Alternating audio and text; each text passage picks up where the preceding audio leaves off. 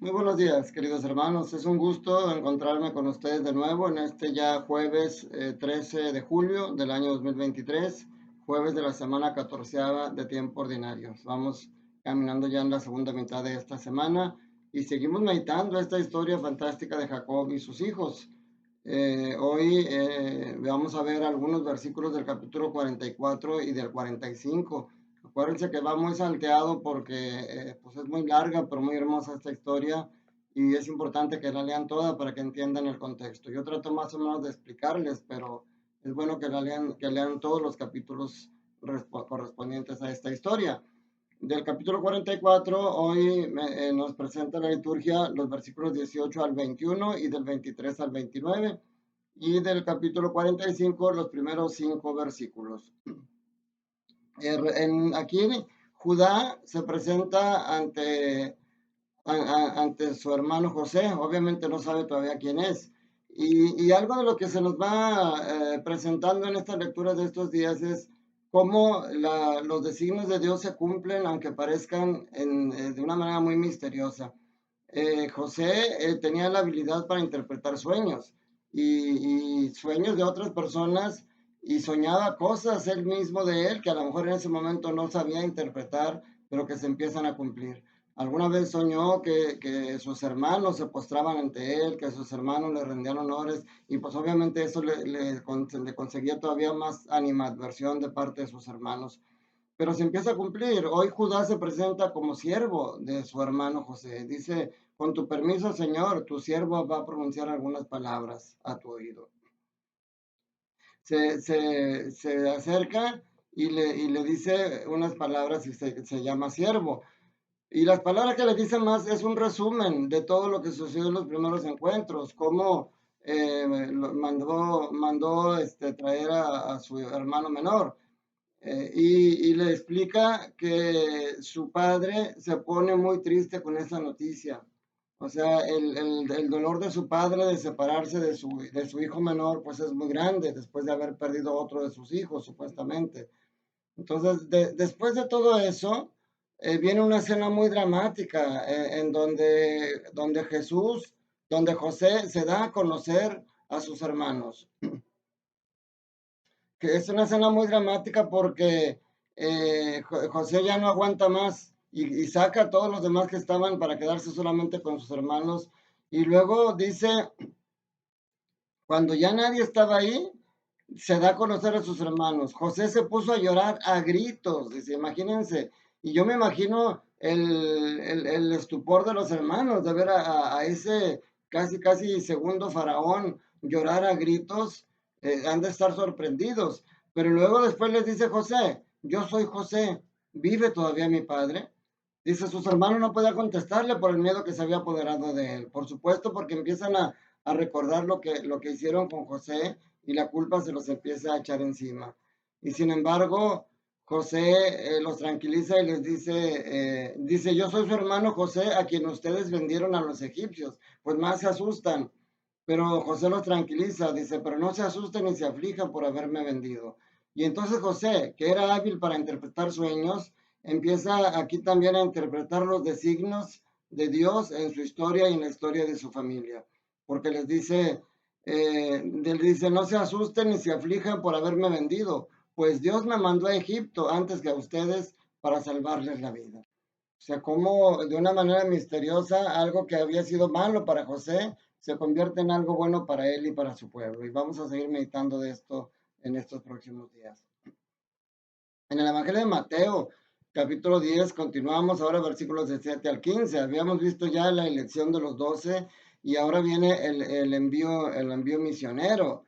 El envío misionero donde Jesús les dice a los 12, vayan y proclamen por el camino que ya se acerca el reino de los cielos. O sea, este envío misionero tiene dos versiones cortas que narran también Marcos y Lucas, y una versión larga que narra solamente Lucas, en la que incluye el envío a los 72 discípulos, ya no solamente a los 12.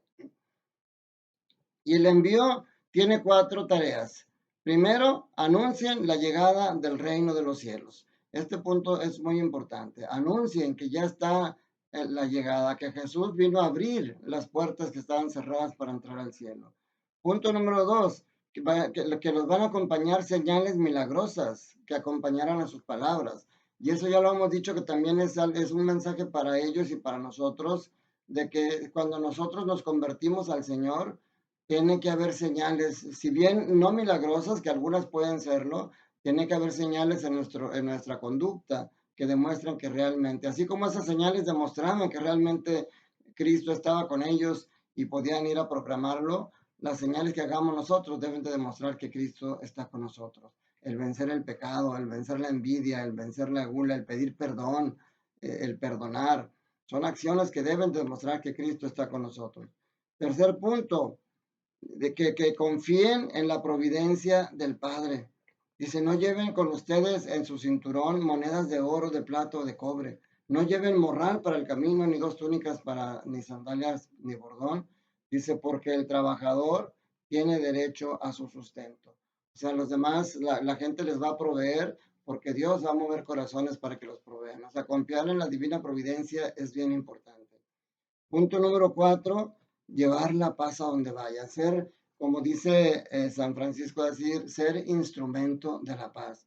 No basta desear la paz, nosotros tenemos que ser instrumento de la paz. Claro que no siempre vamos a obtener la misma respuesta, por eso dice, cuando entren, salva. Y luego también hay un dicho que dice, dime con quién andas y te diré quién eres. Pues Jesús les dice, cuando entran a un pueblo, o a una ciudad, pregunten por alguien respetable y hospédense en esa casa hasta que se vayan. O sea, no entren a donde quiera, no entren con cualquier persona porque no saben qué tipo de personas son. Entren con personas honorables, júntense con personas honorables. Y no porque rechacen a los malos, sino para que no se contagien con de ellos y desde acá hagan oración por ellos o hagan algo por ayudarles a ellos. Jesús dice, saluden así, que la paz, que haya paz en esta casa. O sea, así como Jesús el día de la resurrección se presenta ante ellos y les dice, la paz esté con ustedes, es el mismo saludo que debemos de dar cuando llegamos a una casa. La paz esté con ustedes. Dice, si aquella gente que vive es digna de la paz, la gente que vive ahí, ese deseo de paz se va a hacer realidad. Pero si no, si son personas que viven de pleito, que viven en envidias, que viven, esa paz no se les va, no les va a hacer a menos de que ellos la cojan realmente en su corazón. Otro punto es que les deja claro que no siempre van a ser bien recibidos. Dice, si no los reciben o no los escuchan, al salir de aquella casa o aquella ciudad, sacúdense el polvo de los pies. O sea, tenemos que tener conscientes que no siempre nos que no siempre nos van a recibir bien. Cuando tú estás hablando de Jesús, ¿qué dice a veces la gente? Ah, ya va a empezar este santurrón. Ay, y te empiezan a lo mejor a sacar la vuelta, pero no importa, porque dice, yo les aseguro que aquellos que te rechacen, el día del juicio, Sodoma y Gomorra serán tratados con menor rigor que esa ciudad. O sea, nos dice cuál es la consecuencia de no recibir a Jesús, porque dice, el que recibe a uno de ustedes a mí me recibe, y al que rechaza a uno de ustedes a mí me rechaza.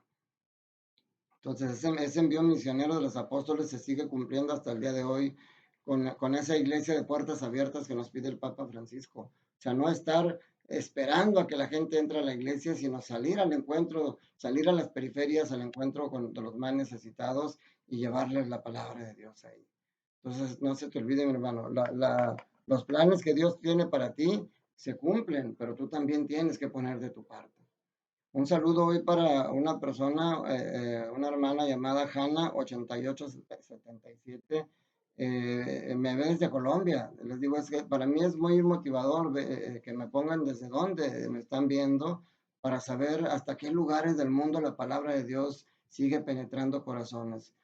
Hanna, no sé tu nombre completo, pero Dios sí lo sabe, Dios sabe quién eres y mando un saludo y mi oración para todo Colombia, que también pasa momentos difíciles muchas veces.